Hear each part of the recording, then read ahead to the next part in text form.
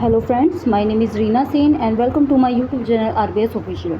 तो फ्रेंड्स, जैसा कि आप लोग जानते हैं कि मैंने एसटेट की पीवाईक्यूज़ की सीरीज़ स्टार्ट की हुई है, जिसमें मैंने आपको 2019 से 2023 तक के जो पीवाईक्यूज़ हैं एसटेट के और स्पेशल जो 60 मार्क्स का जो पोर्शन होता है ना हिंदी का, वो करवाए हैं। ठीक है, तो मैंने आपको 2019 से लेकर 2023 तक के करवाए हैं।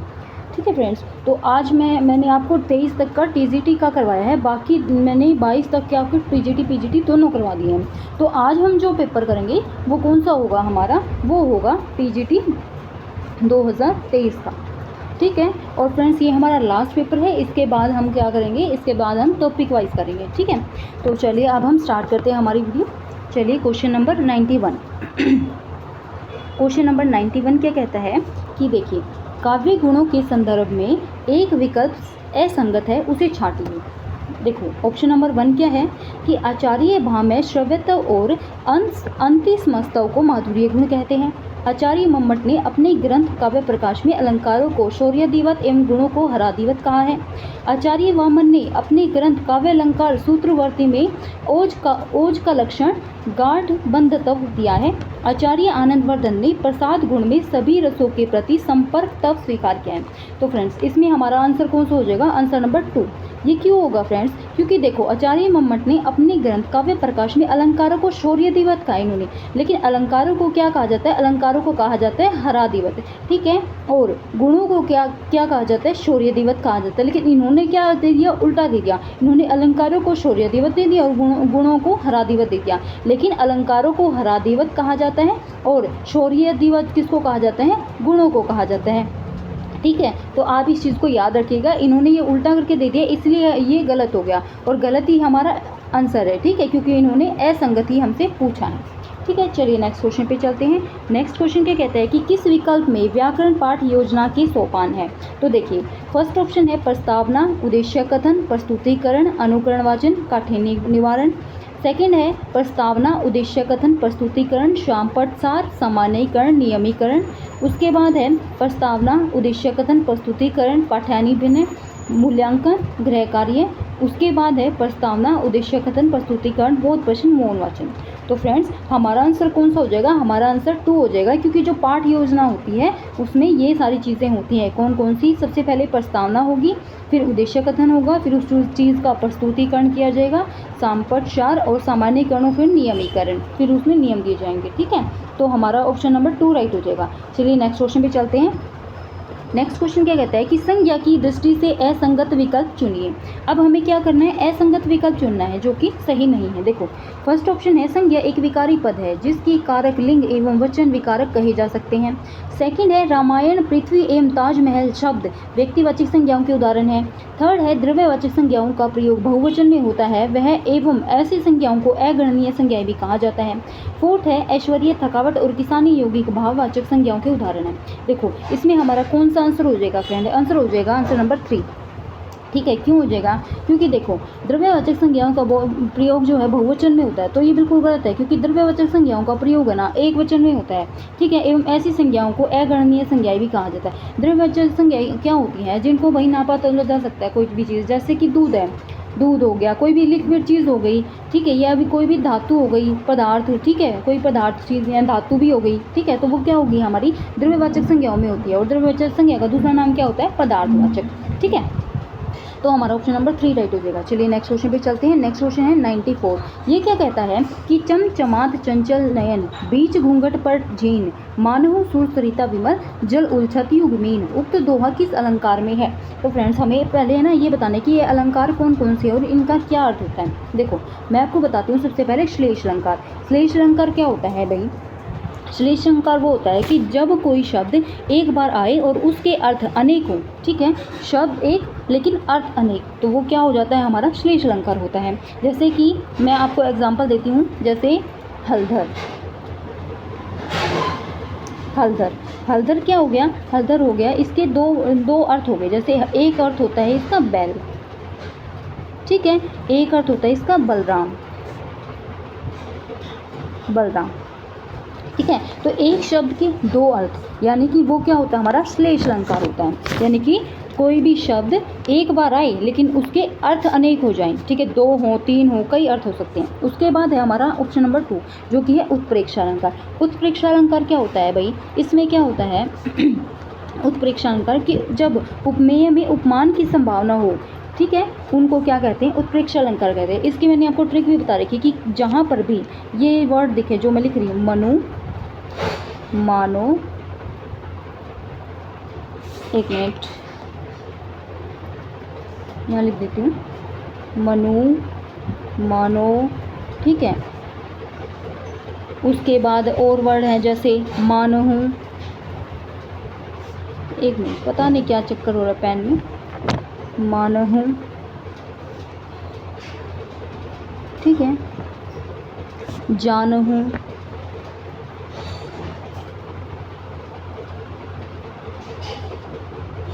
ठीक है, मनु, मानो, जानू, तो ये सारी चीज़ें क्या होती हैं, ये सारी चीज़ें हमारे उत्प्रेक्ष अलंकार में होती है। और बताती हूँ मैं आपको, जैसे जो, ठीक है,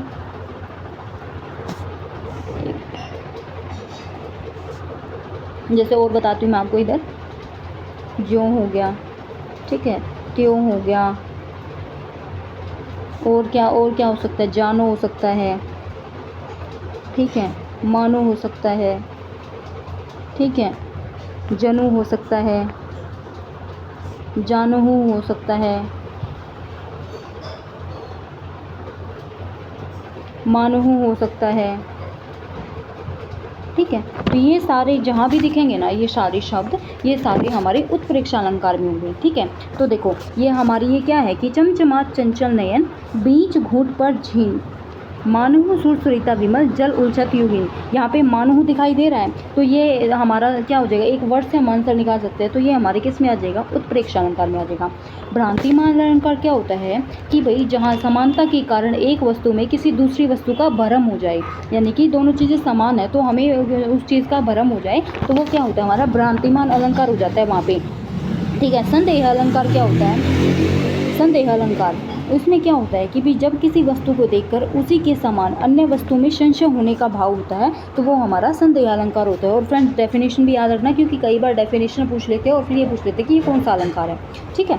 चलिए नेक्स्ट क्वेश्चन पे चलते हैं। नेक्स्ट क्वेश्चन क्या है हमारा कि भाई किस विकल्प में पाठ्य पुस्तक के बाहरी पक्ष का गुण नहीं है, चित्रांकन, जीवन से संबंधितता, गुणवत्ता, सूचना पक्ष, सूचनात्मक पक्ष। तो हमारा ऑप्शन नंबर 2 राइट हो जाएगा, जो कि है जीवन से संबंधितता, ठीक है। चलिए नेक्स्ट क्वेश्चन पे चलते हैं। नेक्स्ट क्वेश्चन क्या है हमारा 96, देखिए ये क्या कहता है कि भाई कृति एवं उसकी साहित्यिक विधा की दृष्टि से संगत विकल्प नहीं है, इनमें से कौन सा नहीं है। देखो भिखारणी उपन्यास, दर्द के पैबंद कहानी, तप्ता तब संवरण नाटक, और मारी से मोही कुठाव निबंध। तो इनमें से हमारा कौन सा राइट हो जाएगा। देखिए जो क्या है हमारा, जो भिखारी है ना, ये किसका है, ये भी हमारा उपन्यास है, ठीक है। दर्द के पैबंद जो हमारा ऑप्शन नंबर 2 ये राइट हो जाएगा, क्यों, क्योंकि दर्द के पैबंद कोई कहानी नहीं है, ये भी हमारा क्या है, उपन्यास हो जाएगा, ठीक है। तो ये जो दर्द के पैबंद है ये हमारा उपन्यास है।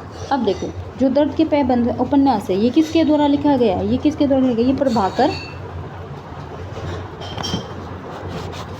माचवे, ठीक है, प्रभाकर माचवे द्वारा लिखा गया है ये उपन्यास जो है, कौन सा हमारा, जो ये क्या नाम है, दर्द के पैबंद उपन्यास, ठीक है। अब देखो अब बाकी के उपन्यास देख लेते हैं कि ये किस किस ने लिखे हैं। भिखारिणी उपन्यास, भिखारिणी उपन्यास किसके द्वारा लिखा गया है, ये लिखा गया है विश्वंभर नाथ कौशिक,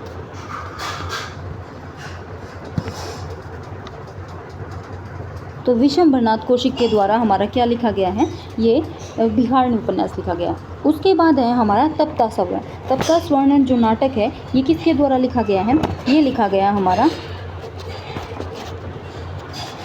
लाला श्री निवास दास, ठीक है। तो लाला श्रीनिवास दास द्वारा हमारा क्या लिखा गया है, तप्ता स्वर्ण नाटक लिखा गया है। उसके बाद है मारेसी मोही कुठाव निबंध, ये किसके द्वारा लिखा गया है, ये लिखा गया है हमारा चंद्रधर शर्मा गुलेरी, चंद्रधर शर्मा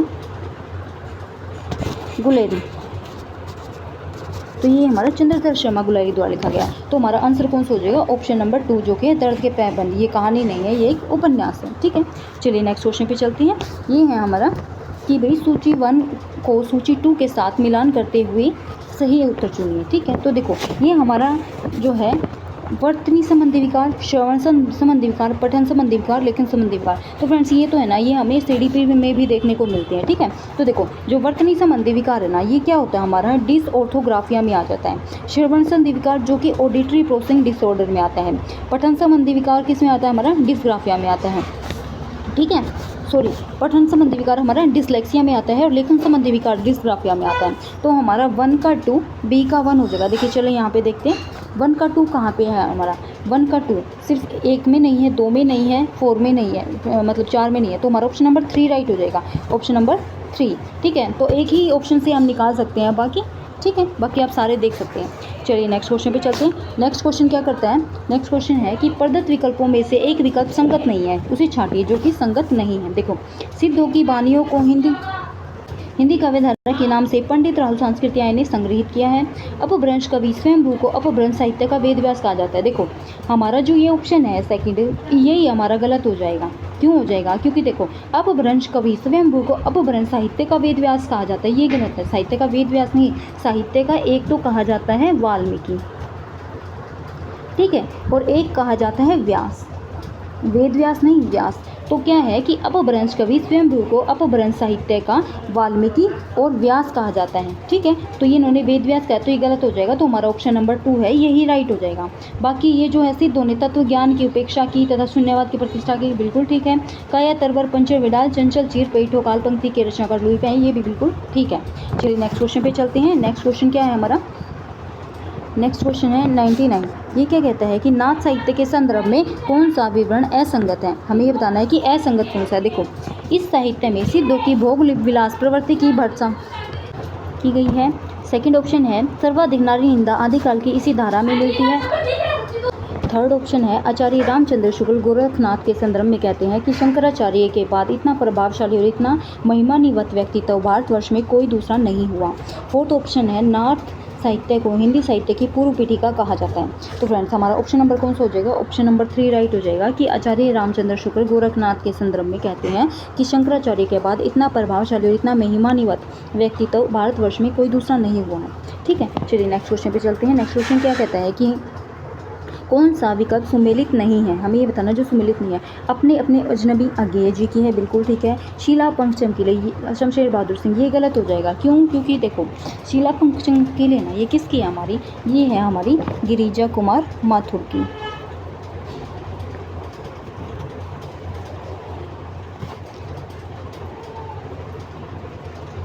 ये हमारी गिरिजा कुमार माथुर की हो जाएगी, तो ये हमारा आंसर ठीक हो जाएगा। ठीक है, फिर है मेरी वाणी गैरिक वासना, ये धर्मवीर भारती की है। हंसो हंसो जल्दी हंसो, ये रघुवीर साहित्य की है। ठीक है, तो हमारा ऑप्शन नंबर 2 राइट हो जाएगा। ठीक है, चलिए नेक्स्ट क्वेश्चन पे चलते हैं। नागरी प्रचारिणी सभा से प्रकाशित हिंदी साहित्य का वृहद इतिहास के खंडों के संपादन की दृष्टि से असंगत विकल्प चुनिए। हिंदी साहित्य की पीठिका डॉक्टर राजबली पांडेय, हिंदी साहित्य का परिष्कार द्विवेदिका डॉक्टर रामकुमार वर्मा, हिंदी भाषा का विकास डॉक्टर राम अवध द्विवेदी, फिर हिंदी का लोक साहित्य पंडित राहुल सांस्कृत्यायन। ठीक है, तो हमारा कौन सा ऑप्शन राइट हो जाएगा इसमें? हमारा इसमें राइट हो जाएगा भाई ऑप्शन नंबर 3, क्योंकि जो हिंदी भाषा का विकास है ना, इसके संपादक कौन है? इसके संपादक हैं उदय नारायण तिवारी। उदय नारायण तिवारी, तो ये हमारा कौन सा आंसर हो जाएगा? ये हमारा 3 आंसर हो जाएगा। तो राम अवध द्विवेदी नहीं है। ठीक है, चलिए नेक्स्ट क्वेश्चन पे चलते हैं। नेक्स्ट क्वेश्चन क्या कहता है? नेक्स्ट क्वेश्चन हमारा 102। ये क्या कहता है कि भाई समाज की दृष्टि से संगत कथन नहीं है। जो समाज की दृष्टि से संगत कथन नहीं, उसे छांटिए। देखो परीक्षा भवन संप्रदान तत्पुरुष, बिल्कुल ठीक है, क्योंकि परीक्षा के लिए भवन। ठीक है, फिर है मनसिज अलुक तत्पुरुष, मनसिज यानी कि देखो मनसिज अलग तत्पुरुष, शाखमृग मध्यम पद लोपी तत्पुरुष, इकहत्र अव्ययी भाव समास। देखिए हमारा जो है परीक्षा भवन जो है ये भी ठीक है, मनसिज अलग तत्पुरुष ये भी ठीक है, मध्यम पद लोपी पुरुष ये भी बिल्कुल ठीक है। इकहत्र अव्ययी भाव समास जो है ये गलत है, क्योंकि अव्ययी भाव समास मैंने क्या बताया था आपको कि जो है ना अव्ययी भाव समास में जो शुरू का पद होता है ना, वो कौन सा होता है? हमारा उपसर्ग होता है। ठीक है। तो जिसमें भी उपसर्ग मिलेगा ना तो वो हमारा अव्ययी भाव समास होता है। लेकिन इसमें इक है, इक क्या है, इक एक तरीके का हमारा प्रत्यय होता है, ठीक है, यानी कि जो पीछे लगता है मूल शब्द के, लेकिन इन्होंने आगे लगा रखा है और आगे भी लगा रखा है, तो ये हमारा इक ये बिल्कुल भी अव्ययी भाव समास नहीं है, तो हमारा ऑप्शन नंबर 4 राइट हो जाएगा, ठीक है। और इन्होंने नहीं पूछा है। चलिए नेक्स्ट क्वेश्चन पे चलते हैं। नेक्स्ट क्वेश्चन है 103। ये क्या कहते हैं, देखिए, भारतेंदु का पूर्ववर्ती काव्य साहित्य संतों की कुटिया से निकलकर राजाओं और रईसों के दरबार में पहुंच गया था। उन्होंने एक तरफ तो काव्य को फिर से भक्ति की पवित्र मंदाकिनी में स्नान कराया और दूसरी तरफ उसे दरबारीपन से निकालकर लोक जीवन के आमने सामने खड़ा कर दिया। उक्त कथन का संबंध किस आलोचक से है? आचार्य रामचंद्र स्कूल, आचार्य हजारी प्रसाद द्विवेदी, राम स्वरूप चतुर्वेदी, डॉक्टर रामविलास शर्मा। तो इनमें से कौन सा हो जाएगा हमारा? इनमें से राइट हो जाएगा ऑप्शन नंबर 2, ठीक है। हमारा राइट हो जाएगा ऑप्शन नंबर 2, जो कि है हमारा आचार्य हजारी प्रसाद द्विवेदी, ठीक है। चलिए नेक्स्ट क्वेश्चन पे चलते हैं।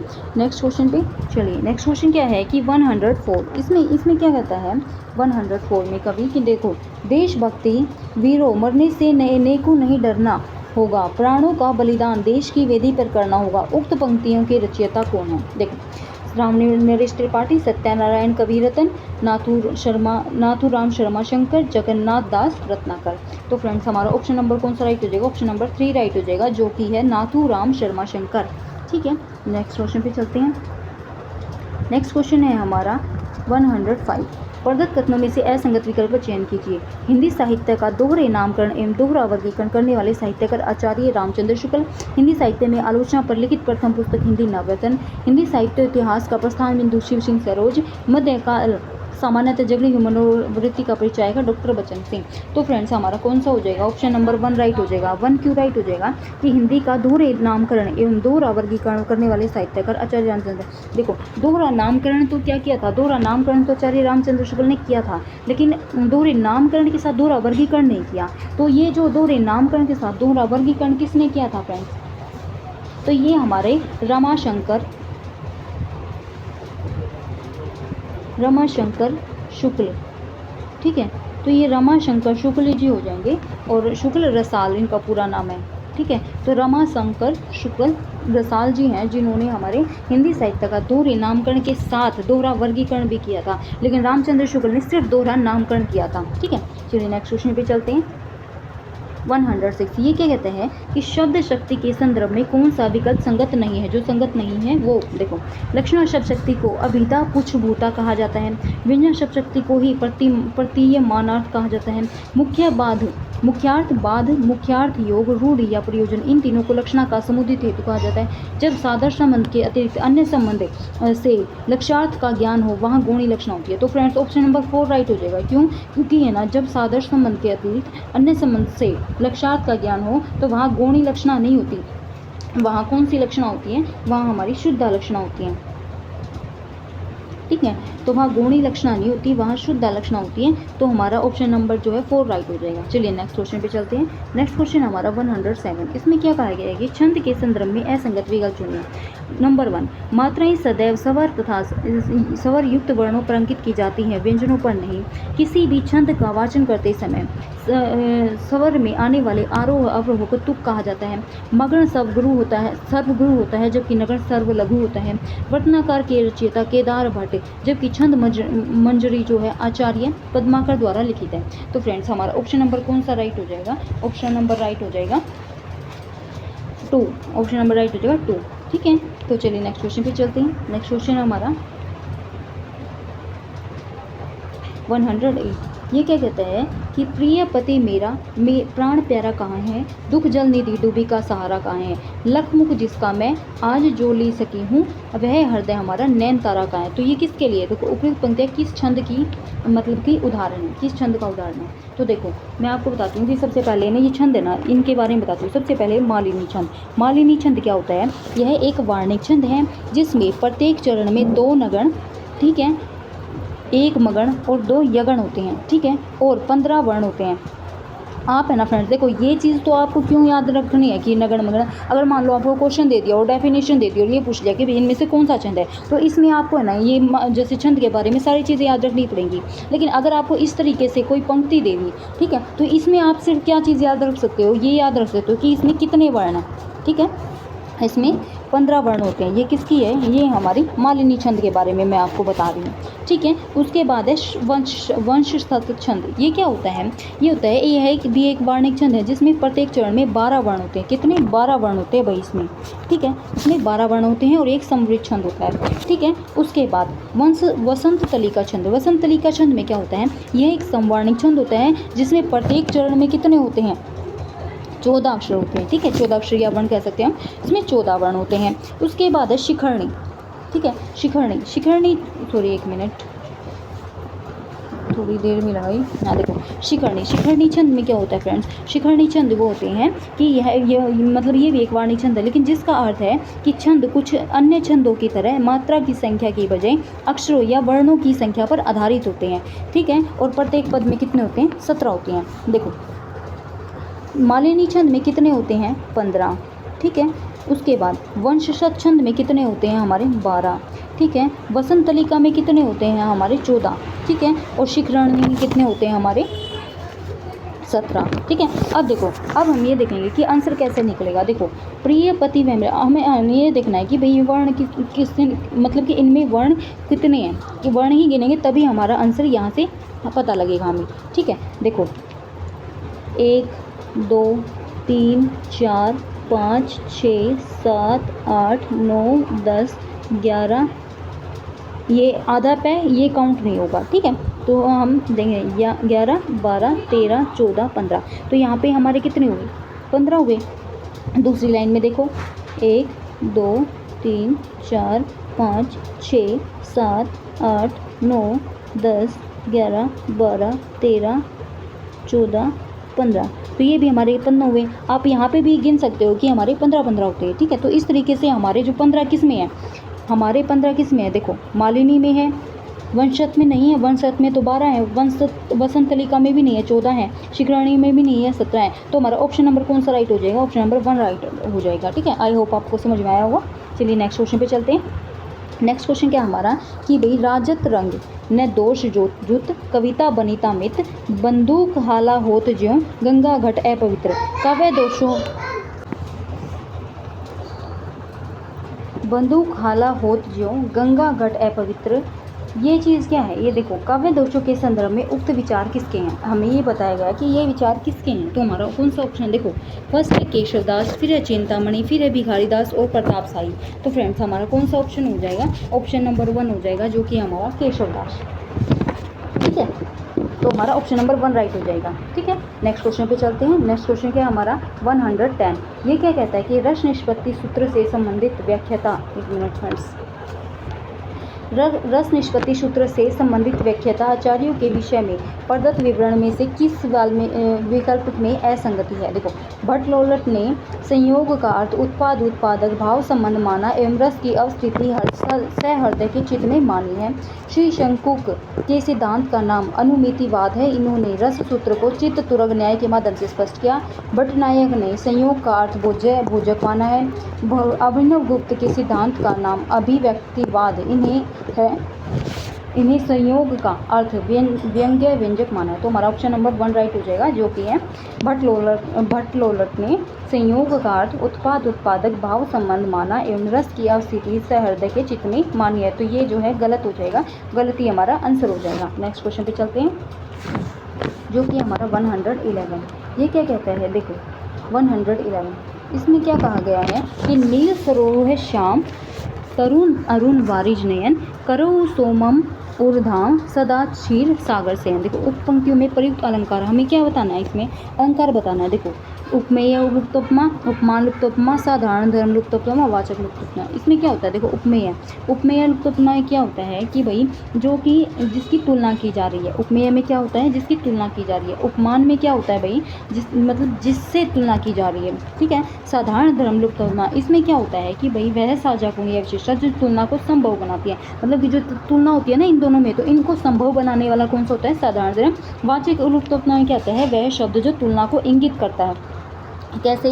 कुछ वर्ड दिए गए हैं जिनसे हमें पता लग जाता है कि इसमें वाचक लुप्तोपमा है। जैसे कि देखो, जैसे होता है जैसा, एक ये हो गया।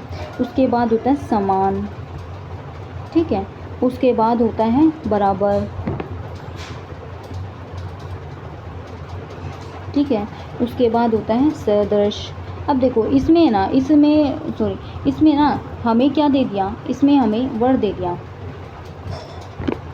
ठीक है। क्या वर्ड दे दिया, इसमें हमें ये वर्ड दे रखे हैं कुछ, ठीक है। तो ये वर्ड दिए हैं, जो ये वर्ड तो है ना हमें देखो उपमा में भी दिए जाते हैं, जैसे कि सा, से, सी, मतलब तुलना करने में जैसे ये वर्ड आते हैं ना, सो, तो ये भी उपमा अलंकार भी होते हैं, ठीक है। तो अब हम देखते हैं कि जो वाचक शब्द में ये बोला गया है, तो हमारा देखो नील सरोवर श्याम तरुण अरुण वारिज नैन करऊ सोमम ऊर्धाम सो, ठीक है। तो सो आ गया, ये वर्ड आ गया, तो वर्ड किस में आया है हमारा, ना इसमें आया है उपमेय में, ना उपमान में है, ना साधारण धर्म में है, यह है वाचक लुप्त उपमाएं। तो हमारा ऑप्शन नंबर जो है वो 4 राइट हो जाएगा। चलिए नेक्स्ट क्वेश्चन पे चलते हैं। नेक्स्ट क्वेश्चन है 112।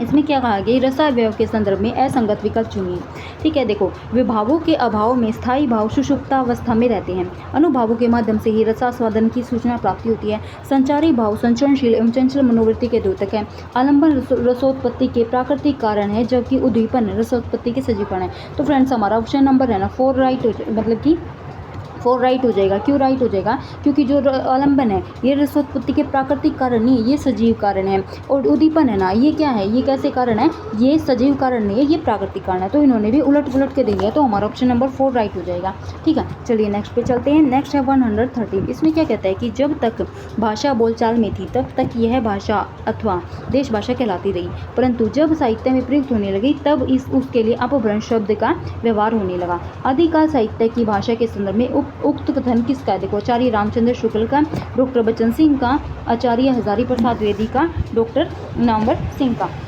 तो फ्रेंड्स हमारा आंसर क्या हो जाएगा, हमारा आंसर हो जाएगा इसमें ऑप्शन नंबर 1, जो कि है आचार्य रामचंद्र शुक्ल, ठीक है। चलिए नेक्स्ट क्वेश्चन पे चलते हैं। नेक्स्ट क्वेश्चन क्या है, नेक्स्ट क्वेश्चन क्या है कि कमरे में बंद अपाहिज कविता के संदर्भ में असत्य कथन कौन सा है। यह कविता रघुवीर सहाय की काव्य संग्रह है, लोग भूल गए में संग्रहित है। कविता के में कवि ने साधारण शैली में समाज की दारुण विडंबनाओं को उजागर किया है।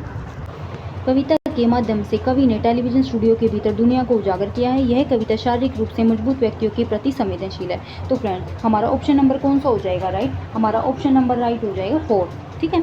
और ये फ्रेंड्स ये जो क्वेश्चन है ना ये आपका किससे दिया गया है, ये जो क्वेश्चन है ये आपका दिया गया है 12th क्लास की NCERT की बुक है, ठीक है। NCERT की बुक है 12th क्लास की, आरोह वाली जो बुक आपको पता होगा, ठीक है। आरोह भाग 2 जो बुक होती है ये आपकी दी गई है, ठीक है। तो इसमें आपको ये जो चैप्टर है ये मिल जाएगा, ठीक है। अब जो ये है ना कैमरे में बंद कविता, ठीक है, तो ये जो है ये किसने दिया गया आपको, मतलब कि ये किसके द्वारा लिखा गया है, ये लिखा गया है हमारे रघुवीर साय जी के द्वारा। ये जो चैप्टर है ना कैमरे में बंद अपाहिज, ठीक है, ये चैप्टर हमारे रघुवीर सहाय के द्वारा लिखा गया है, रघुवीर सहाय, ठीक है। तो आप इसको याद रख लेना। चलिए नेक्स्ट क्वेश्चन पे चलते हैं। नेक्स्ट है हमारा 115। ये क्या कहता है कि भाई निम्न साहित्यिक वादों का सही अनुक्रम बताइए। छाया अभी ना जैसे छायावाद, प्रगतिवाद, प्रपद्यवाद प्रयोग होते हैं, इनको ना हमें सही क्रम बताना है। मैं आपको बताती हूँ। सबसे पहले देखो, सबसे पहले क्या आता है, छायावाद आता है। छायावाद आता है कब से कब तक होता है, छायावाद है 1918 से 1936 तक, ठीक है। उसके बाद क्या आता है, उसके बाद आता है प्रगतिवाद। प्रगतिवाद आता है कब से कब तक भाई, 1936 से स्टार्ट होता है, फिर 1943 तक हमारा प्रगतिवाद आ जाता है, ठीक है। 1943 तक प्रगतिवाद आता है। फिर उसके बाद आता है हमारा प्रयोगवाद। प्रयोगवाद कब से कब तक रहता है, प्रयोगवाद आता है 1943 से 1953 तक, ठीक है। प्रयोगवाद 1943 से 1953 तक होता है। फिर उसके बाद जो हमारा प्रपद्यवाद आता है ना वो 1953 से आता है अब तक, ठीक है। तो ये हमारे जो है क्रम है। अब देखो पहले छायावाद आया, छायावाद किस में है, छायावाद चारों में है। उसके बाद क्या आया हमारा प्रगतिवाद आया। अब छायावाद के बाद प्रगतिवाद किस में है, प्रगतिवाद फर्स्ट में है और सेकंड में है, थर्ड में है, ठीक है। तो हमारे फर्स्ट और थर्ड ठीक हो जाएंगे और सेकंड और फोर्थ गलत हो जाएंगे। उसके बाद है प्रगतिवाद के बाद प्रयोगवाद आता है। प्रयोगवाद इसमें नहीं आया हुआ तो ये गलत हो जाएगा, हमारा जो थर्ड है ऑप्शन वो राइट हो जाएगा, ठीक है। तो आपका जो है थर्ड ऑप्शन राइट हो जाएगा। चलिए नेक्स्ट क्वेश्चन पे चलते हैं। नेक्स्ट क्वेश्चन है 116। इसमें क्या कहता है कभी कि भी देखो निम्नलिखित में से कौन सा कथन संगत नहीं है। देखो मुल्क राज आनंद सज्जाद जहीर इत्यादि ने भारत की ओर से सर्वप्रथम इंग्लैंड में जुलाई 1935 ईस्वी में भारतीय प्रगतिशील लेखक संघ की स्थापना की। ऑप्शन नंबर 2 है डॉक्टर गणपति चंद्रगुप्त ने कालक्रम की दृष्टि से रामेश्वर करुण कृत ब्रजभाषा काव्य करुण सत्सई को प्रथम प्रगतिवादी रचना मानी है।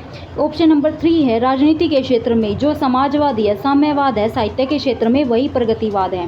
ठीक है। ऑप्शन नंबर 4 है सुमित्रा नंदन पंत के युगवाणी काव्य संग्रह में नौका विहार, चांदनी, एक तारा एवं भावी पत्नी के प्रति कविताएं संग्रहित हैं। तो हमारा कौन सा ऑप्शन हो जाएगा फ्रेंड्स? हमारा ऑप्शन नंबर कौन सा हो जाएगा? ऑप्शन नंबर हो जाएगा हमारा 4। ठीक है। तो हमारा ऑप्शन नंबर 4 है जो राइट हो जाएगा। राइट मतलब कि गलत, और गलत इन्होंने पूछा है। ठीक है। नेक्स्ट क्वेश्चन पे चलते हैं। नेक्स्ट क्वेश्चन क्या कहता है हमारा 117। ये क्या कहता है? देखो, किस विकल्प में सही विलोम युग्म सही नहीं है? ठीक है। देखो, सही विलोम युग्म नहीं है, यानी कि देखो वैमनस्य सोमनस्य बिल्कुल ठीक है, आज्ञा अवज्ञा बिल्कुल ठीक है, निंद्य वंद्य बिल्कुल ठीक है, लेकिन जो पुरुष कठोर है ना ये विलोम नहीं है, क्योंकि देखो पुरुष तो कुछ होता नहीं, पुरुष होता है एक तो, ठीक है, एक होता है पौरुष। ठीक है। तो देखो अगर हम इसको पुरुष माने ना तो पुरुष क्या होता है हमारा? पुरुष का विलोम क्या होता है हमारा? स्त्री होता है। ठीक है। और जो कठोर है, कठोर का क्या होता है हमारा? कोमल।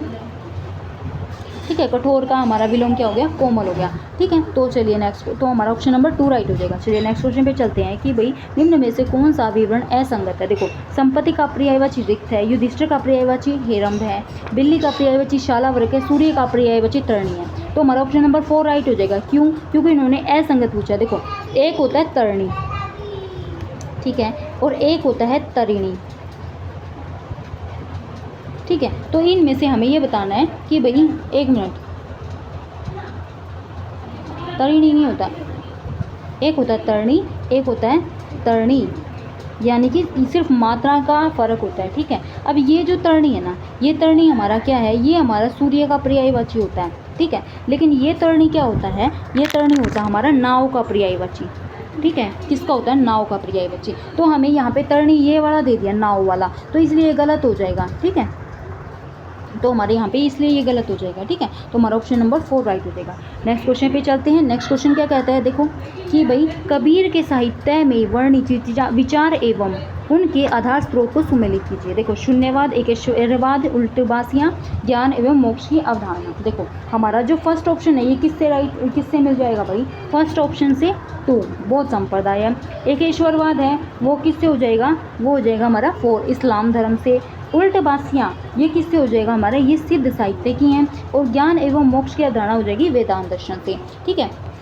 तो देखो हमारे कौन से ऑप्शन में मिलता है? सबसे पहले हमारा 1 का 2 किस में है भाई? इसमें है, फर्स्ट में है, थर्ड में, फोर्थ में है, तो सेकंड गलत हो गया। उसके बाद बी का 4 किस में है भाई? बी का 4 हमारा फर्स्ट में है और थर्ड में है, तो हमारा फोर्थ भी गलत हो जाएगा। ठीक है। उसके बाद हमारा सी का 3 किसके में है? सी का 3 किस में है भाई? सी का 3 हमारा 1 में है, तो हमारा 1 राइट हो जाएगा, और 4 का 1 है ही। ठीक है। तो हमारा ऑप्शन नंबर 1 राइट हो जाएगा। चलिए नेक्स्ट क्वेश्चन पे चलते हैं। नेक्स्ट क्वेश्चन है हमारा उपसर्ग के संदर्भ में अनुचित विकल्प चुनिए। हमें अनुचित यानी गलत बताना है। आस्वादन आक्रोश आ उपसर्ग, कुसुम कुतुर्क कु उपसर्ग, अन्वीक्षण अन्वित अनुपसर्ग, पर्यटन पर्याय परिउपसर्ग। अब इसमें क्या होता है? देखो, आस्वादन है, जुड़ा हुआ है उपसर्ग। ठीक है। स्वादन, स्वाद का पता होगा। आक्रोश, क्रोश का आपको पता है। ठीक है, यानी कि गुस्सा करना। आस्वादन में स्वाद होता है। ठीक है, एक तरीके का भाई स्वाद लेना कुछ भी। ठीक है। तो हमारा जो कुसुम है ना, कु का तो हमें पता है। ठीक है। लेकिन सुम क्या होता है भाई? कु तो उपसर्ग है। ठीक है। सुम का कोई मूल शब्द नहीं है ना, अगर मूल शब्द होता तो इसका अर्थ भी निकलता ना कुछ, लेकिन नहीं निकल रहा है। तो हमारा ऑप्शन नंबर कौन सा राइट हो जाएगा? ऑप्शन नंबर 2 ही राइट हो जाएगा। इन्होंने अनुचित पूछा था।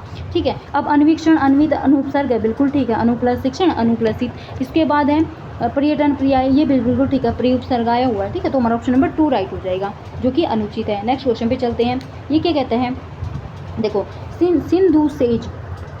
सिंधु सेज पर धरावधु अब तनिक संकुचित बैठी सी, परले निशा की हलचल स्मृति में मान किए सी ऐठी सी।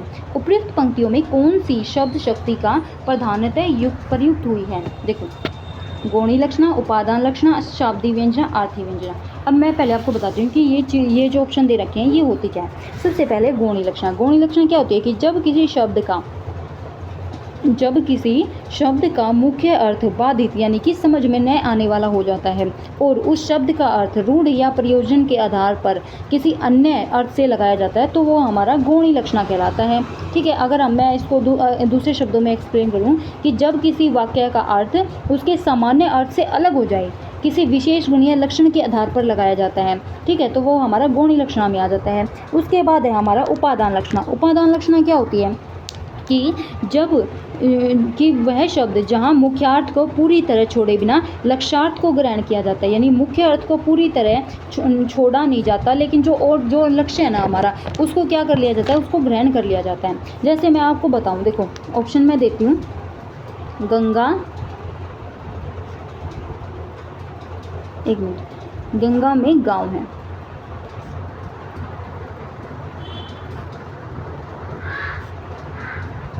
ठीक है। अब गंगा में गाँव, तो इसमें हमें कैसे पता लगेगा, देखो गंगा क्या है भाई, गंगा हमारी एक तरीके से नदी है, ठीक है। और गंगा में, अब गंगा जो है पानी की नदी है, तो नदी के अंदर तो गांव हो नहीं सकता, यानी कि गंगा के आसपास गांव हो सकता है, उसके किनारों पर गांव हो सकता है, ठीक है। तो देखो अभी इनमें क्या है भाई उपादान में कि भाई जो मुख्य अर्थ को पूरी तरह छोड़े बिना, मुख्य अर्थ क्या है, नदी है, इसको पूरी तरह नहीं छोड़े बिना क्या किया उन्होंने, लक्ष्यार्थ को ग्रहण कर लिया कि भाई किनारे पर है। हमें ये पता लग गया कि भाई ये है ना, गंगा में नहीं कहना चाहता, ये क्या कहना चाहता है कि किनारे पर है गांव, ठीक है। यानी कि गंगा जो है, वाक्य में जो गांव है, इसमें क्या करा गया कि गंगा शब्द का सीधा अर्थ नदी है, सबको पता है, ठीक है। लेकिन यहाँ गंगा के किनारे का अर्थ लक्षित हो रहा है कि भाई गंगा के किनारे पर है गांव, गंगा में नहीं हो सकता। तो इसीलिए क्या है, गंगा शब्द ने क्या है, अपना अर्थ नहीं छोड़ा, बल्कि जो किनारे है उसका अर्थ भी ग्रहण कर लिया है, ठीक है। तो हमारा जो क्वेश्चन है ये उपादान लक्षणा में आएगा। उसके बाद है शाब्दिक व्यंजना। शाब्दिक व्यंजना में क्या होता है कि भाई जब व्यंग्यार्थ शब्द के कारण उत्पन्न होता है, जैसे जब किसी शब्द के विशेष अर्थ के कारण व्यंग्य उत्पन्न हो जाए, शब्द के, ये देख मेरी वर्डिंग देख लेना बच्चों कि भाई शब्द के, ठीक है, शब्द बोला है मैंने कि भाई शब्द के कारण व्यंग्य उत्पन्न हो जाए, शब्दार्थ के कारण व्यंग्य उत्पन्न हो जाए, तो वो हमारा क्या होता है, शाब्दिक व्यंजना होता है। उसके बाद है आर्थी व्यंजना। आर्थी व्यंजना में क्या होता है कि जब किसी शब्द के अर्थ के कारण नहीं, बल्कि शब्द जो वाक्य है ना पूरा, उसके अर्थ के कारण व्यंग्यार्थ उत्पन्न होता है, तो वो हमारा आर्थी व्यंजना होता है। अब इसमें क्या होता है कि सिंधु सेज पर धरा वधु अब तनिक संकुचित बैठी सी, परले निशा की हलचल स्मृति में मान किए सी ऐठी सी। यानी कि इसमें क्या हो रहा है, इसमें एक तरीके से हमें नाराज़गी जताई जा रही है, तो ये हमारा पूरे वाक्य में जताई जा रही है, ठीक है। तो पूरे वाक्य के अर्थ को लेके इसमें व्यंग्यार्थ किया जा रहा है, तो ये किस में हो रहा है, हमारा आर्थी व्यंजना में हो रहा है। तो हमारा ऑप्शन नंबर 4 राइट हो जाएगा। चलिए नेक्स्ट क्वेश्चन पे चलते हैं। नेक्स्ट क्वेश्चन क्या कहता है, देखो निम्न में से क्या कहा है इन्होंने, देखो कि भाई निम्न में से विकल्प का विवरण असंगत है। देखो ऑप्शन नंबर फर्स्ट क्या है, मैं थोड़ा सा बड़ा कर देती हूँ आपके लिए। देखो ऑप्शन नंबर, हाँ ऑप्शन नंबर 1, देखो स्वर एवं स्वर सहित व्यंजन अक्षर, जबकि स्वर एवं स्वर रहित व्यंजन वर्ण कहलाते हैं। कारक चिन्ह रहित वर्ण समुदाय शब्द, जबकि कारक चिन्ह युक्त वर्ण समुदाय पद कहलाता है। आकांक्षा, योग्यता एवं सन्निधि युक्त पदों का समूह ही वाक्य कहलाता है। उसके बाद है अनुनासिक स्वर एवं व्यंजन से पृथक ध्वनि है, जबकि अनुस्वार की गणना स्वर एवं व्यंजन से पृथक नहीं होती है।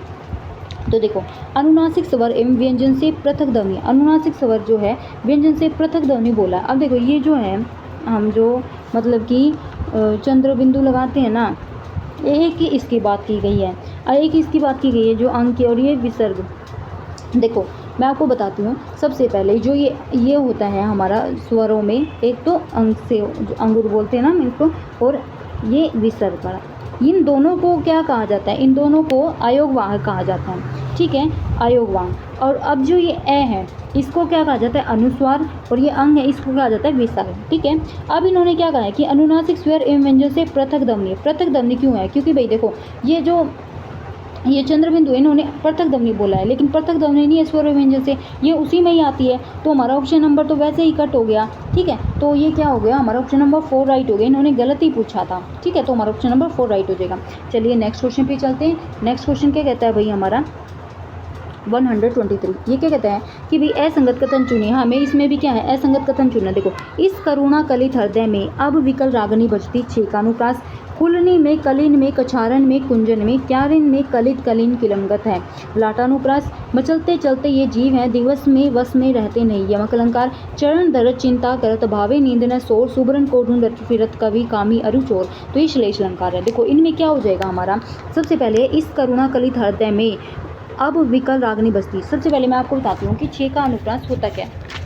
ठीक है, तो देखो 6 का अनुप्रास क्या होता है कि जहाँ पर कोई वर्ण एक बार स्वरूपतः और एक बार कर्मतः दोहराया जाता है। यानी कि आप स्वरूपतः कर्मतः को छोड़ो, ये तो है ना, आप बस इसलिए याद रखो ताकि अगर मान लो ये पूछ लिया जाए कि इसमें कौन सा अलंकार है तो आप बता सको। ठीक है, तो मैं बताती हूँ 6 का अनुप्रास होता क्या है कि भाई जहाँ पर वर्ण जो है, जहाँ पे वर्ण जो है ना वो 2 बार आए, 2 बार आता है। जिस वाक्य में एक वर्ण 2 बार आता है, ठीक है, एक वर्ण, जैसे वर्ण का तो आपको पता है कि भाई कै, खे, गे, घे, या फिर इस वर्ण में भी होता है। तो ये जो एक वर्ण है ना जो 2 बार आता है ना, तो वो क्या हो जाता है हमारा 6 का अनुप्रास होता है। देखो, इस करुणा कलित, करुणा का कै, कलित का भी कै, सिर्फ 2 बार आया है, 2 से ज़्यादा बार नहीं आया है, तो ये हमारा 6 का अनुप्रास हो जाएगा। ठीक है, तो फर्स्ट तो ठीक है। सेकेंड है कुलनी में, कलिन में, कंचारन में, कुंजन में, क्यारिन में, कलित कलंकित, कलीन कलंकित है। देखो, इसने लाटा अनुप्रास है, लेकिन देखो लाटा अनुप्रास होता क्या है। लाटानुप्रास क्या होता है फ्रेंड्स, लाटानुप्रास मैं बताती हूँ।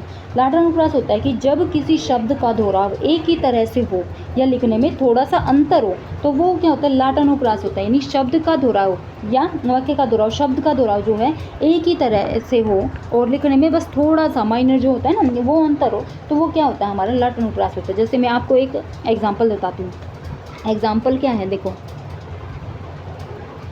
रोको मत जाने दो। ये तो आपने भी देखा ही होगा कहीं पे, मतलब सुना भी होगा। ये एग्जाम्पल काफ़ी मतलब फेमस है। देखो, रोको मत जाने दो।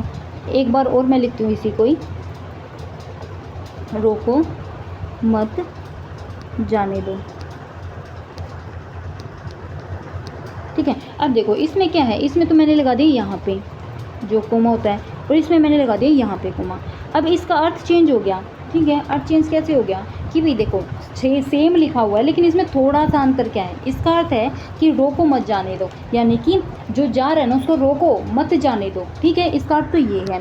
सेकंड है कि रोको मत जाने दो, कि इसको रोको मत जाने दो, जो भी जा रहा है उसको जाने दो, रोको मत। तो इसका ये अंतर हो गया। ठीक है, तो ये थोड़ा थोड़ा सा जो फर्क होता है ना, थोड़ा थोड़ा सा जो अंतर होता है, ये हमारा किस में आता है, लाटानुप्रास में आता है। ठीक है, कि भाई शब्द का दोहराव हो लेकिन एक ही तरह से हो और लिखने में थोड़ा सा अंतर हो, कि भाई ये कोमे का अंतर हो गया लिखने में।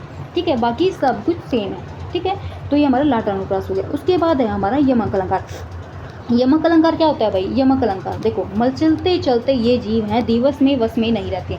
यमक अलंकार क्या होता है, देखो, जहाँ पर एक या एक से अधिक शब्द एक से अधिक बार आए, एक या एक से अधिक शब्द आए, और मतलब कि एक या अधिक से मतलब एक से अधिक बार आए। ठीक है, और उसका अर्थ अलग अलग हो। ठीक है, उसको क्या कहेंगे, यमक अलंकार कहेंगे। समझ में नहीं आया, एक बार फिर से समझाती हूँ कि जहाँ एक या एक से अधिक शब्द एक से अधिक बार आए, ठीक है, वो क्या होंगे, वो यमक अलंकार होंगे, लेकिन वो अर्थ जो शब्द आते हैं तो उनका अर्थ अलग अलग होना चाहिए। ठीक है, जैसे मैं एग्जांपल देती हूँ आपको कि सजना है मुझे, सजना के लिए।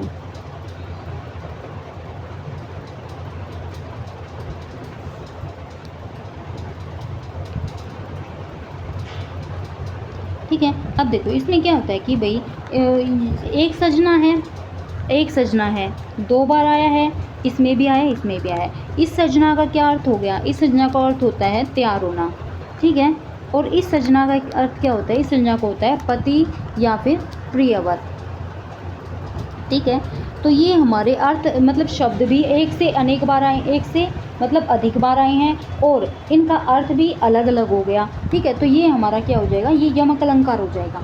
ठीक है, फिर है चरण धरत चिंता करत, भावे नींद न सोर, सुबरन को ढूंढत फिरत, कामी अरु चोर। अब श्लेष अलंकार। श्लेष अलंकार क्या होता है भाई, देखो मैं आपको बताती हूँ। कि जहाँ एक शब्द में अनेक अर्थ छुपे हों वो हमारा श्लेष अलंकार होता है। देखो, चरण धर चिंता करत भावे नींद न सोर, सुबरन को ढूंढे फिरत कामी अरुण चोर। तो सुबरन क्या होता है? सुबरन के कई अर्थ हो गए। देखो, सुबरन का एक अर्थ होता है, क्या होता है? सोना। ठीक है। दूसरा अर्थ क्या होता है इसका? सुंदर रूप। ठीक है, सुंदर रूप भी क्या होता है हमारा? सुबरन का अर्थ होता है। फिर एक अर्थ होता है हमारा सुंदर वर्ण। तो यानी एक से अनेक अर्थ निकले, यानी एक शब्द के अनेक अर्थ निकले तो वो क्या हो जाता है? हमारा श्लेष अलंकार में आ जाता है। ठीक है, आई होप आपको चारों समझ में आ गए होंगे। तो अब देखो, हमारा ऑप्शन नंबर जो यमक अलंकार है ना, इसमें मैंने आपको क्या बताया था कि भाई जहाँ एक या एक से अधिक शब्द एक से अधिक बार आए लेकिन अर्थ अलग अलग हो, लेकिन यहाँ पे तो ऐसा कुछ भी नहीं दिखाई दे रहा। ठीक है, तो ये हमारा ऑप्शन नंबर जो है 3 राइट हो जाएगा। ठीक है, ऑप्शन नंबर 3 राइट हो जाएगा। चलिए नेक्स्ट क्वेश्चन पे चलते हैं। नेक्स्ट क्वेश्चन है हमारा 124। ठीक है, तो 124 में क्या कहता है? एक मिनट फ्रेंड्स, एक मिनट। देखो, हमारा जो मैंने आपको बताया था कि वही यमक अलंकार, इसमें यमक अलंकार नहीं होगा। इसमें कौन सा होगा? इसमें लाटानुप्रास होगा। देखो, यमक अलंकार में क्या होता है कि मचलते चलते ये जीव हैं, इसमें मचलते चलते वर्ड आ गया। अब मचलना क्या हो गया? मचलने का अलग अर्थ बता दिया। ठीक है, और चलने का अलग अर्थ होता है। ठीक है, यानी कि मैंने आपको क्या बताया था? यमक अलंकार में जहाँ एक या एक से अधिक शब्द एक से अधिक बार आए और अर्थ अलग अलग हो। देखो, मचलना भी हमारा चलना ही अर्थ से लिया जाता है। ठीक है, एक मिनट, मचलना भी हमारा चलना ही अर्थ से लिया जाता है और चलना भी चलना से लिया जाता है। ठीक है, लेकिन मचलने का अर्थ क्या है? अलग, मतलब कि मचलने का अर्थ दूसरा अर्थ लिया गया और चलने का मतलब चलना, सिंपली जाना। तो इनके अर्थ अलग अलग हैं, तो इसीलिए हमारा ये तो यमक अलंकार ही होगा। ठीक है, ये तो यमक अलंकार ही होगा। ठीक है, 4 टीका, 3 टीका, 1 टीका, लेकिन इसमें लाटानुप्रास होगा आपका जो असंगत कथन है। लाटानुप्रास क्यों होगा? लाटानुप्रास में मैंने क्या बताया था कि जब किसी शब्द का दोहराव एक ही तरह हो तथा लिखने में थोड़ा सा अंतर हो। ठीक है, ये बताया था ना कि भाई एक ही तरह हो, लिखने में थोड़ा सा अंतर हो। जैसे मैंने आपको बताया था ना, रोको मत जाने दो, रोको मत जाने दो। अब इसमें वैसा तो कुछ दे नहीं रखा। इसमें तो कुलनी में, कलनी में, कंछारन में, कुंजन में, क्यारिन में, कलित, कलिन, किलंकत है, तो ये वर्ड है। इसमें तो लाटानुप्रास जैसा कुछ है नहीं ना, तो इसीलिए हमारा ऑप्शन नंबर 2 राइट हो जाएगा।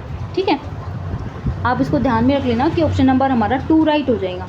ठीक है, चलिए नेक्स्ट क्वेश्चन पे चलते हैं। नेक्स्ट क्वेश्चन 124, ये क्या कहता है कि भाई रस कविता को अंग भूषण है, भूषण सकल गुण स्वरूप और रंग दूषण करे कुरूपता किसी कवि की उक्ति है? भिखारी दास की, कुलपति मिश्र की, केशव दास की, महाकवि की। तो फ्रेंड्स, हमारा कौन सा आंसर हो जाएगा? आंसर नंबर 1 हो जाएगा। ये किसकी उक्ति है? भिखारी दास की उक्ति है। ठीक है, चलिए नेक्स्ट क्वेश्चन पे चलते हैं। नेक्स्ट क्वेश्चन क्या कहता है? असंगत विकल्प का चयन कीजिए। कि भाई देखो, सुनना एवं पढ़ना भाषा की ग्राह्यात्मक कौशल है। ठीक है, अब देखो, जो कौशल है ना भाषा के, वो 4 कौशल होते हैं। ठीक है, 4 कौशल कौन कौन से होते हैं?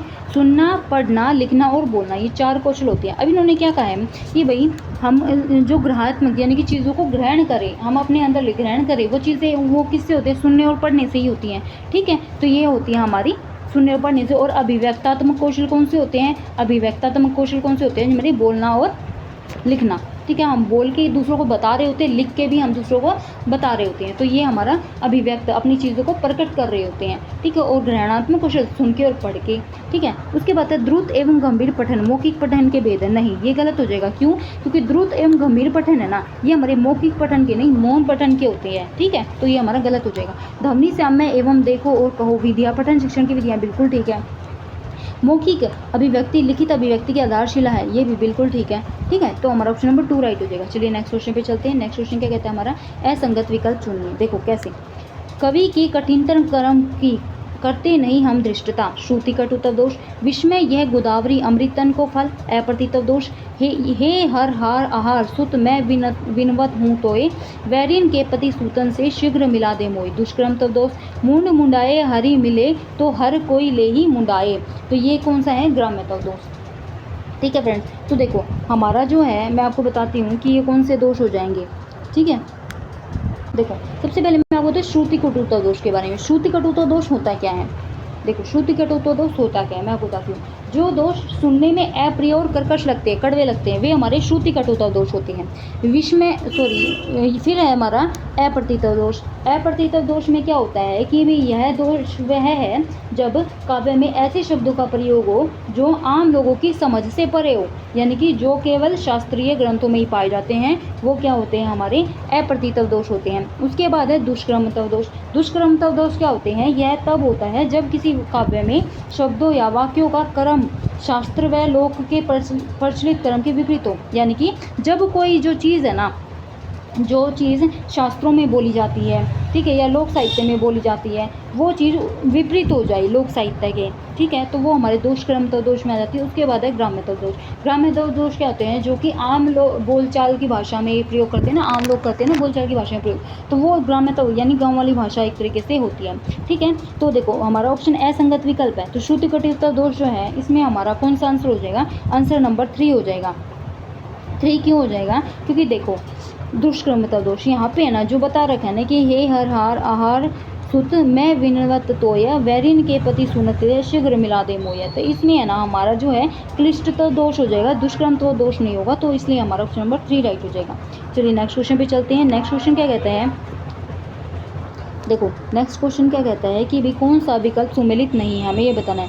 ऑप्शन नंबर 1 है मंटो मेरा दुश्मन उपेंद्र नाथ अशक, कविता के नए प्रतिमान नामवर सिंह, माटी की मूर्ति राम वृक्ष बेनीपुरी, कब्रिस्तान में पंचायत मनोहर श्याम जोशी। तो हमारा ऑप्शन नंबर 1 भी ठीक हो जाएगा, 2 भी ठीक हो जाएगा, 3 भी ठीक हो जाएगा, लेकिन 4 है ना ये गलत हो जाएगा। ये क्यों गलत होगा भाई, क्योंकि है ना जो कब्रिस्तान में पंचायत है ये मनोहर श्याम जोशी की नहीं है, ये किसकी, हमारे केदारनाथ सिंह, ठीक है, केदारनाथ सिंह की है, कौन सी, कब्रिस्तान भी पंचायत, तो इसीलिए हमारा ऑप्शन नंबर 4 राइट हो जाएगा। और राइट ही इन्होंने पूछा है, मतलब कि गलत है जो वो पूछा है इन्होंने, सही नहीं है। चलिए नेक्स्ट क्वेश्चन पे चलते हैं। नेक्स्ट क्वेश्चन क्या कहता है कि समकालीन कविता के प्रमुख काव्य आंदोलन एवं प्रवर्तक की दृष्टि से कौन सा सही नहीं है, ठीक है। देखो बीट कविता राजकमल चौधरी, युत्सावादी कविता श्री राम सिंह शल्ब, बिल्कुल ठीक है, फर्स्ट भी ठीक है। सहज कविता वीरेंद्र कुमार, ये गलत हो जाएगा। ए कविता आंदोलन जगदीश चंद्र चतुर्वेदी, जो सहज कविता है ना ये क्यों गलत हो जाएगा फ्रेंड्स, सहज कविता जो है ये किसकी है, ये वीरेंद्र नाथ कुमार की नहीं है, ये है डॉक्टर रविंद्र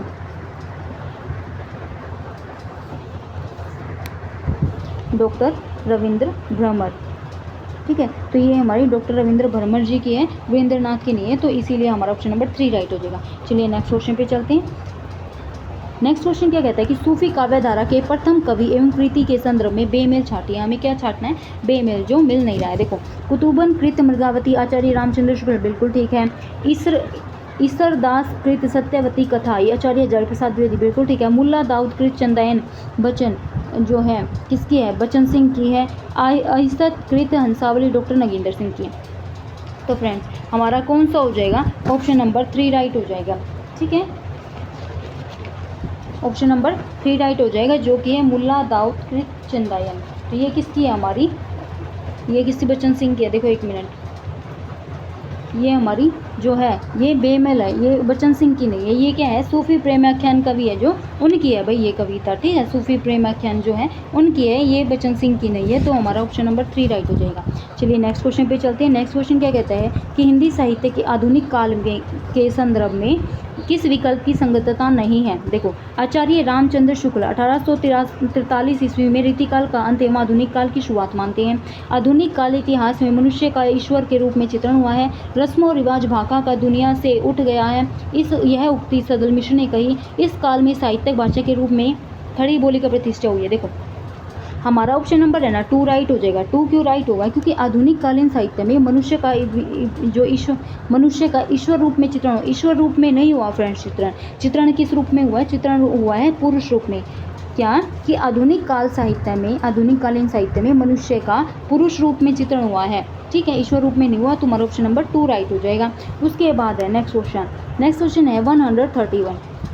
क्या कहता है कि निम्न काव्य पंक्तियों के रचयिताओं की दृष्टि से बेमेल विकल्प चुनिए। देखो अधर मधुरता कठिनता कुछ तीक्ष्णता त्योर, रस कवित परिपक्वता जाने रसिक न और भिखारीदास, या अनुरागी की फाक लखो, जहाँ जह रागती राग किशोर किशोरी प्रतापशाही, ब्रह्म में ढूंढियो पुराणन गानन, वेद ऋचा सुनी चो गुने चायन रसखान, संतन को काहे सिकरी को सो कुंभनदास। तो ये सो काम कुंभनदास, तो ये हमारा कौन सा ऑप्शन हो जाएगा? तो हमारा ऑप्शन नंबर 2 राइट हो जाएगा, ठीक है, क्योंकि यही बेमेल है और यही हमारा आंसर हो जाएगा, ठीक है। चलिए नेक्स्ट क्वेश्चन पे चलते हैं। और मैं आपको बता दूं कि भाई ये जो है ना, ये जो मतलब आपको बताई गई है, ये किसके, ये पद्माकर जी के हैं, ठीक है। जो प्रतापशाही है ये पद्माकर जी का है, तो इसीलिए हमारा जो है प्रतापशाही का नहीं है, पद्माकर जी का है, ठीक है। चलिए नेक्स्ट क्वेश्चन पे चलते हैं। नेक्स्ट क्वेश्चन है हमारा भाई 132। ये क्या कहता है? देखो, असंगत विकल्प चुनिए। आलवार संतों में सबसे लोकप्रिय संत नम और षटकोप है। हिंदू मुस्लिम सांस्कृतिक समन्वय की नींव ज्ञान मार्गी कवियों ने रखी। मूर्ति पूजा एवं अवतारवाद संत काव्य की प्रवृत्ति नहीं है। निर्गुण भक्ति में केवल ज्ञान को ही महत्व दिया है। तो फ्रेंड्स हमारा ऑप्शन नंबर कौन सा हो जाएगा? ऑप्शन नंबर 4 हो जाएगा, राइट, ठीक है। चलिए नेक्स्ट क्वेश्चन पे चलते हैं। नेक्स्ट क्वेश्चन क्या कहता है कि भाई सही विवरण किस विकल्प में नहीं है? सही विवरण कौन से विकल्प में नहीं है? ऑप्शन नंबर 1 है माखनलाल चतुर्वेदी को हिम किरीटिनी काव्य संग्रह के लिए साहित्य अकादमी पुरस्कार मिला। रामधारी सिंह दिनकर के काव्य संग्रह हुंकार की कविताओं को डॉक्टर बच्चन सिंह ने वैतालिक का जागरण ज्ञान कहकर पुकारा है। कवि दिनकर ने अपनी रचना उर्वशी को काम्याधातम की संज्ञा दी है। क्वासी एवं हम विश्वाई जनक की रचनाएं बालकृष्ण नवीन की। तो हमारा कौन सा हो जाएगा? हमारा ऑप्शन नंबर कौन सा राइट हो जाएगा फ्रेंड? ऑप्शन नंबर 1, जो कि सही नहीं है, ठीक है। चलिए नेक्स्ट क्वेश्चन पे चलते हैं। कौन सी कृति नागार्जुन रचित नहीं है? ठीक है, देखो, पत्रहीन, नगनगाछ, प्यासी पथराई आंखें, पुरानी जूतियों का कोरस, मिट्टी की बारात। तो फ्रेंड्स ये फर्स्ट भी है, सेकंड भी है, थर्ड भी है। ऑप्शन नंबर 4 है ना, ये नहीं है।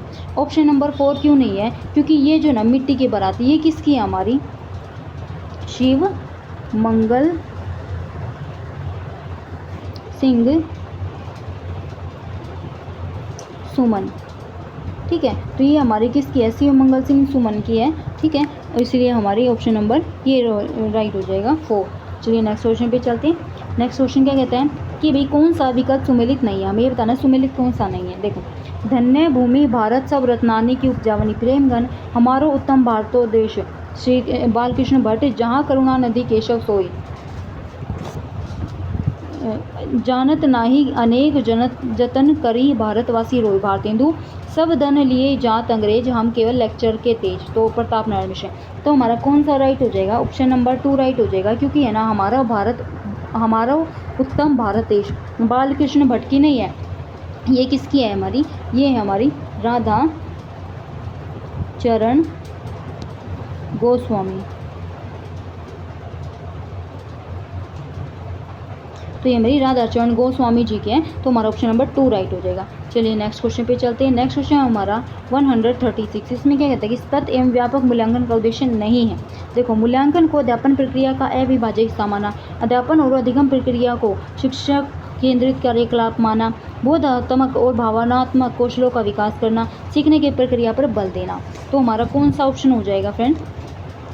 हमारा क्या है? ऑप्शन नंबर 2 राइट हो जाएगा, क्योंकि क्या है, सतत एवं व्यापक मूल्यांकन का उद्देश्य ना ये नहीं हो सकता कि शिक्षक केंद्रित कार्यकलाप अपनाना, शिक्षक केंद्रित नहीं हो सकता। या ये हो सकता है कि बाल केंद्रित, अगर बाल केंद्रित की बात हो तो हो सकता है, शिक्षक केंद्रित की नहीं होता। तो हमारा ऑप्शन नंबर 2 राइट हो जाएगा। नेक्स्ट क्वेश्चन पे चलते हैं कि 137, भाषा संसर्ग प्रणाली का गुण नहीं है। देखो, यह शिक्षक को रोचक एवं क्रियाशील बनाती है, बिल्कुल ठीक है।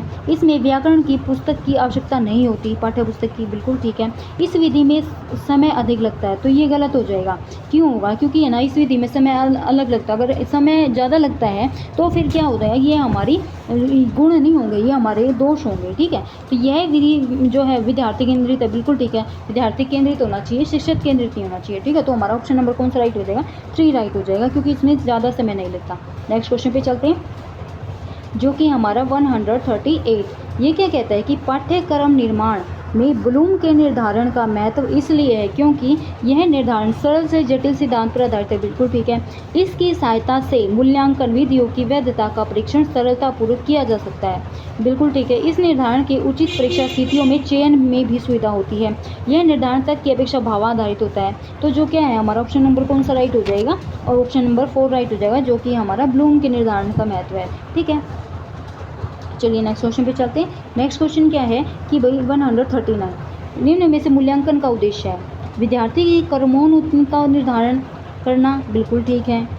विद्यार्थियों का सर्वांगीण विकास करना। बिल्कुल ठीक है। विद्यार्थियों के व्यवहार परिवर्तन का पता लगाना। उपरोक्त सभी, तो हमारा उपरोक्त सभी जो है राइट हो जाएगा, ऑप्शन नंबर 4। चलिए नेक्स्ट क्वेश्चन पे चलते हैं कि 140 इसमें क्या कहा है कि शक्ति निपुणता लोकमत व्युत्पत्ति अरु अभ्यास अरु प्रतिभाते होत है ताको ललित प्रकाश।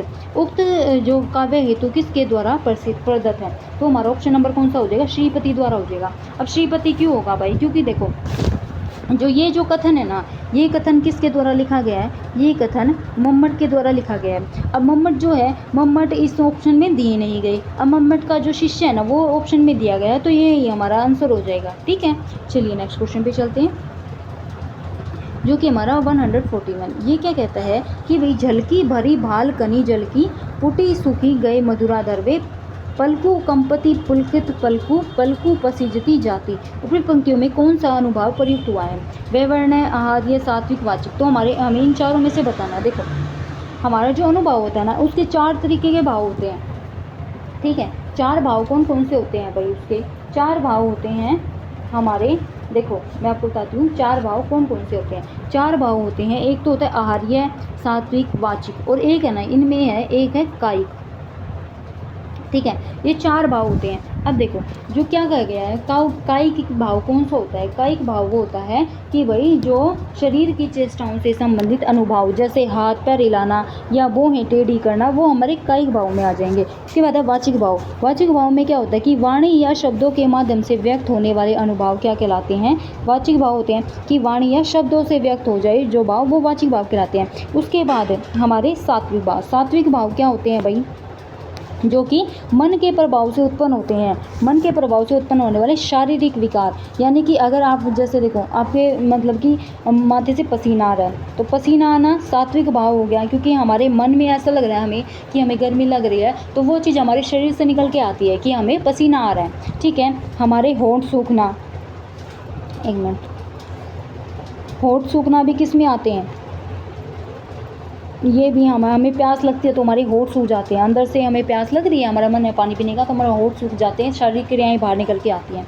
ठीक है, आंखों में आंसू आना, रोंगटे खड़े होना, तो ये सारे हमारे सात्विक भाव में आ जाते हैं। उसके बाद है आहार्य भाव। आहार्य भाव क्या होता है, आहार्य भाव क्या होता है, इसमें क्या होता है कि वेशभूषा, आभूषण और साज सज्जा के माध्यम से व्यक्त होने वाले अनुभाव जो किसी विशेष भाव को दर्शाते हैं, तो ये हमारे कौन से होते हैं, आहार्य भाव होते हैं। ठीक है, तो इन्होंने क्या है, देखो हम फर्स्ट से ही पता लगा लेंगे, झलकी भरी भाल कनी जलकी फूटी सूख गए मधुरा दरवे। अब देखो किसी को नहीं भी है ना और समझ में आता, सिर्फ एक चीज़ दें, देखो फूटी सूख गई, कुछ सूखने की बात करें क्या, मधुरा दर, मधुर यानी मीठे, और जो अधर होते हैं, अधर को हम क्या कहते हैं, अधर को हम क्या कहते हैं, होठ।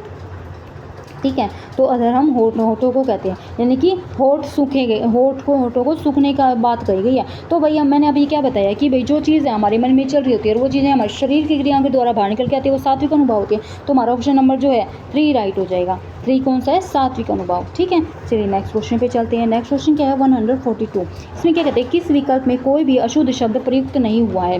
देखो फर्स्ट है अतई दरियाई कृतकृत्य, सतह की जान की छिपकली, और पाणिनि बीमारी तिलांजलि, श्री जयंती कोशाक्ति की। देखो इसमें हमारा जो फर्स्ट है ना, फर्स्ट ही राइट हो जाएगा, क्योंकि इसमें कोई भी मिस्टेक नहीं है। साथी की जान की और छिपकली। देखो इसमें है ना सबसे पहले हमारा एक ही चीज़, छिपकली क्या है, छिपकली है।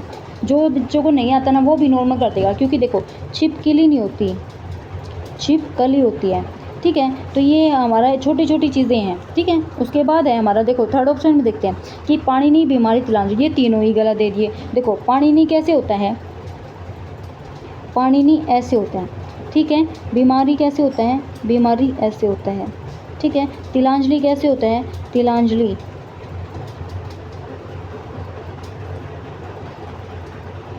तिलांजलि कैसे होता है, तिलांजलि ऐसे होता है, ठीक है। उसके बाद फिर हमारा जो ऑप्शन नंबर 4 है, इसमें देखो जयंती, जयंती गलत लिखा हुआ है, जयंती कैसे होता है, जयंती ऐसे होता है, ठीक है। तो हमारा ऑप्शन नंबर कौन सा राइट हो जाएगा, ऑप्शन नंबर 1 राइट हो जाएगा, ये हमारा आंसर हो जाएगा। चलिए नेक्स्ट क्वेश्चन पे चलते हैं। नेक्स्ट क्वेश्चन हमारा 143, निम्न काव्य रचनाओं के रचयिताओं के से असंगत कथन चुनिए। देखो, कुआनो नदी किसकी है, सर्वेश्वर दयाल संघ सेना की है। अकाल में सारस कुंवर नारायण जी की है। एक कंठ विषपाई दुष्यंत कुमार जी की है। मछली घर विजय देव नारायण साई के। तो इसमें से आप बताओ कि इसमें से हमारा कौन सा ऑप्शन नंबर राइट हो जाएगा, ठीक है। तो हमारा ऑप्शन नंबर कौन सा राइट हो जाएगा फ्रेंड्स, 2 राइट हो जाएगा, ऑप्शन नंबर 2 राइट हो जाएगा, क्योंकि जो अकाल में सारस है ना, ये कुंवर नारायण जी की नहीं है, ये किसकी हमारे, ये है केदारनाथ सिंह की, ये हमारे केदारनाथ सिंह की हो जाएगी, ठीक है। तो हमारा ऑप्शन नंबर जो है 2 राइट हो जाएगा। चलिए नेक्स्ट क्वेश्चन पे चलते हैं। नेक्स्ट क्वेश्चन क्या कहता है कि भाई असंगत कथन चुनिए। अब देखो, ऑप्शन नंबर 1 क्या है, 17 सर्गों में विभाजित प्रिय प्रवास खड़ी बोली हिंदी का पहला महाकाव्य माना जाता है। प्रेमांबु वारिधि एवं रस कलश हरिओध जी की काव्य रचनाएं हैं।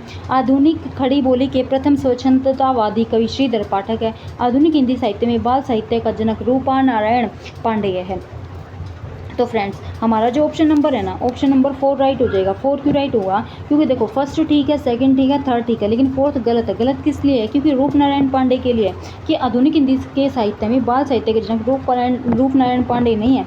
तो ये वो कौन है, वो है भारतेंदु हरिश्चंद्र।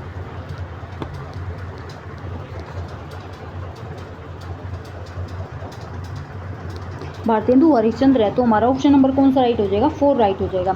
चलिए नेक्स्ट क्वेश्चन पे चलते हैं। 145 ये क्या कहता है कि किस विकल्प का विवरण व्याकरणात्मक दृष्टि से अनुचित है, यानी कि गलत है। देखो, कीर्तिका प्लस ए है, कार्तिकेय बिल्कुल ठीक है, लेकिन दाम्पत्य प्लस ए नहीं होगा। देखो दाम्पत्य है, ये क्या होता है, इसमें क्या होता है, दंपति प्लस ते आता है, ठीक है। तो ये दे रखा है, तो ये गलत हो जाएगा, हमारा दंपति प्लस ते हो जाएगा, ये राइट हो जाएगा, ठीक है। विभु प्लस अविभव और बद्री प्लस एन बद्रायणी बिल्कुल ठीक हो जाएगा, ठीक है। नेक्स्ट क्वेश्चन पे चलते हैं। 146 ये क्या कहता है कि कवि आलोक धनवा ने अपनी पतंग कविता में वर्णन किया है। किसका वर्णन किया है, कारोबारी व्यक्तियों की कल्पना शक्ति का, भारतीय प्राचीन संस्कृति का, पतंग के बहाने सुलभ इच्छाओं एवं उमंगों का, महानगरीय जनजीवन का। तो फ्रेंड्स, हमारा ऑप्शन नंबर 3 राइट हो जाएगा कि पतंग के बहाने सुलभ इच्छाओं एवं उमंगों का। आलोक धनवा ने अपनी पतंग जो है, ये जो कविता है ये 12th क्लास की है, ठीक है, NCERT की है। तो अपनी चैप्टर भी रीड करते रहना, क्योंकि NCERT भी इंपॉर्टेंट है और एक एक नंबर हमारे लिए इंपॉर्टेंट होता है पास होने के लिए, ठीक है। चलिए नेक्स्ट क्वेश्चन पे चलते हैं। नेक्स्ट क्वेश्चन क्या कहता है कि भाई किस पत्रिका का संबंध भारतेंदु हरिश्चंद्र से नहीं है। देखो, बाल बोधनी भारतेंदु हरिश्चंद्र की है, कवि वचन सुधा भारतेंदु हरिश्चंद्र की, हरिश्चंद्र चंद्रिका भारतेंदु हरिश्चंद्र की, लेकिन आनंद कादंबिनी नहीं है ना, ये हमारी किसकी है भाई, ये हमारी ये भारतेंदु हरिश्चंद्र जी की नहीं है। तो ये भारतेंदु हरिश्चंद्र जी की नहीं है, तो ये किसकी है, ये है हमारी बद्री नारायण चौधरी, क्या कहते हैं, बद्री नारायण चौधरी प्रेमगंज, ठीक है। तो ये हमारे इनके हैं। अब ये जो है ना आनंद कादंबिनी, ये जो है 1881 में प्रकाशित हुई थी, 1881 में प्रकाशित हुई थी। कहाँ से हुई थी, मिर्ज़ापुर से, ठीक है। तो ये चीज़ भी आपको ध्यान रखनी ज़रूरी है कि भाई जो 1881 में मिर्ज़ापुर से आनंद कादंबिनी प्रकाशित हुई थी, किसने की थी, बद्री नारायण चौधरी प्रेमगंज द्वारा की गई थी। चलिए नेक्स्ट क्वेश्चन पे चलते हैं। नेक्स्ट क्वेश्चन क्या कहता है कि भाई चंद्रमा शिव का सांकेतिक शब्द युग्म क्या है। देखो, चंद्रमा और शिव, शशांक शशिकला, शशक शशधर, शशधर शशिधर, शशि शशिपूजक। तो देखो, चंद्रमा क्या होता है, शशधर होता है, और शिव क्या होता है, शशिधर होता है, यानी कि चंद्रमा को धारण करने वाला। तो हमारा ऑप्शन नंबर 3 राइट हो जाएगा, ठीक है। चलिए नेक्स्ट क्वेश्चन पे चलते हैं। नेक्स्ट क्वेश्चन 149 ये क्या कहता है कि रचना काल की दृष्टि से निम्न कृतियों का सही अनुक्रम क्या है। देखो, पल्लव कमायनी कुकुरमुत्ता दीपशिखा, पल्लव कमायनी दीपशिखा कुकुरमुत्ता, पल्लव कमायनी कमायनी पल्लव दीपशिखा कुकुरमुत्ता, कुकुरमुत्ता दीपशिखा पल्लव कमायनी। तो देखो, पहले कौन सी आई थी फ्रेंड्स, पहले हमारी आई थी पल्लव, ठीक है। पल्लव कब आई थी? 1925 में आई थी। उसके बाद आई थी हमारी कमायनी। कमायनी देखो, पल्लव कमायनी किस में है? फर्स्ट और सेकंड में है, ठीक है, तो हमारा थर्ड और फोर्थ गलत हो जाएंगे, ठीक है। कमायनी का किस में आई थी? हमारी 1936 में आई थी, ठीक है। उसके बाद दीपशिखा, दीपशिखा कब आई थी? 1942 में आई थी। उसके बाद आई थी हमारी कुकुमिता। तो हमारा ऑप्शन नंबर जो 2 है ना, ये राइट हो जाएगा, ठीक है, 149 का। चलिए नेक्स्ट क्वेश्चन पे चलते हैं। 150 ये क्या कहता है कि निम्न में से मैथिली शरण की कौन सी कृति महाभारतीय पात्रों, प्रसंगों एवं उपाख्यानों पर आधारित कृति नहीं है? तो हमें ये बताना। देखो, गुरुकुल, वन वैभव, नहुष, तिलोत्तमा। तो हमारा ऑप्शन नंबर कौन सा राइट हो जाएगा फ्रेंड? ऑप्शन नंबर 1 राइट हो जाएगा, जो कि है गुरुकुल। और ये नहीं है तो ये नहीं ही हमारा आंसर हो जाएगा, ठीक है। तो फ्रेंड्स, आपका जो पेपर है ये यहीं पे समाप्त होता है, ठीक है। ये जो हमारा पेपर था, ये कौन सा पेपर था? हमारा पीजीटी 2023 का था, ठीक है। तो हमने ये फिनिश कर दिया और इसी के साथ हमने जो पिछले अपने 5 साल के जो पेपर है ना, टीजीटी पीजीटी के हिंदी के, वो कंप्लीट कर दिए हैं फ्रेंड्स। जिसको भी अच्छे से करना है ना, सिर्फ 2 से 3 बार आप इनको पढ़ लेना, जिससे आपको ना ये पक्के हो जाएंगे और फिर इनमें से अगर कोई क्वेश्चन रिपीट हुआ तो आप आराम से कर पाओगे, ठीक है फ्रेंड्स। अब ये वीडियो कैसी लगी है तो आप मुझे कमेंट करके ज़रूर बताइएगा कि वीडियो आपको कैसी लगी, और अगर अच्छी लगी है तो वीडियो को लाइक कीजिएगा और चैनल को सब्सक्राइब कीजिएगा, अपने दोस्तों के पास शेयर कीजिएगा। और फ्रेंड्स, अब है ना, अब मैं जैसे ये हो गए हमारे पेपर कंप्लीट हो गए हैं, अब इसके बाद मैं सोच रही हूँ कि मैं आपके लिए लेके आऊँ जो टॉपिक होते हैं ना, जैसे कि अलंकार है, अलंकार जो इसमें आते हैं, जो डिटेल है वो चीज़ करवाऊँ। उसके बाद हमारे छंद आते हैं, ठीक है। उसके बाद हमारे ये दोष आते हैं, ठीक है, गुण भी आते हैं, काव्य गुण जो होते हैं, काव्य दोष, ये सारी चीज़ें हैं ना, मैं टॉपिक वाइज कराना चाहती हूँ। अगर आप भी चाहते हैं कि भाई मैं आपसे करवाऊँ तो आप है ना कमेंट में भेज देना, ठीक है। और आगे से मैं वीडियो बनाऊँगी तो इसी चीज़ की बनाऊँगी कि भाई आपके लिए जो हिंदी है उसमें आपको मुश्किल ना हो एस्टेट में, ठीक है। तो थैंक यू फ्रेंड्स, वीडियो अच्छी लगे तो like share and subscribe, thank you.